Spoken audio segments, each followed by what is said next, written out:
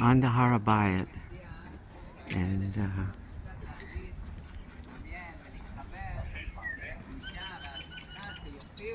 and we're thinking about in the Parsha when Ruvain and Gad, it says in the Torah that they had cattle and exceedingly amounts of cattle, like an incredible amount. And Gad and Reuben decided that they needed a place for the cattle because they were wealthy, they were rich. And in order to look after the riches, they decided it would be better not to cross the Jordan and enter the Holy Land.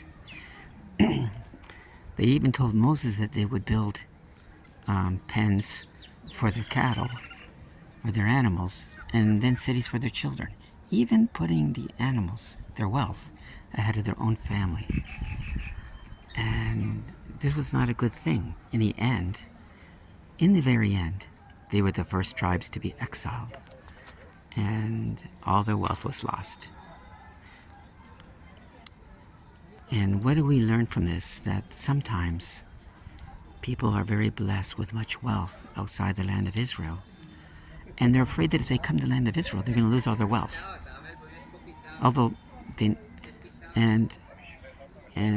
But it's not good to do that. Because if you're putting your wealth first, are you putting the well-being of your family first? Because maybe they need to be here. And if they're not here, then what's going to happen? It's better to bring your family here than to keep them in Hutz La'aretz, outside the land, for the sake of the preservation of your wealth, your business, your practice, which you perceive can only be maintained outside the land. But nevertheless, being in the land is wealth in itself, because the land of Israel is the greatest land on earth, and God boasts of how wonderful it is.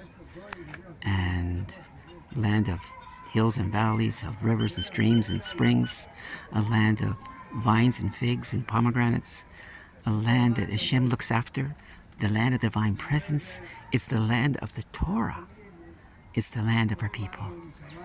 So think deep about, if you're outside the land, what you're going to do, because Hashem would like you to cross the Jordan. May you pray much and ask God for help. May God bless you all, for you're all God's children, and He loves all of you, but He wants His children home at the same time. All the best.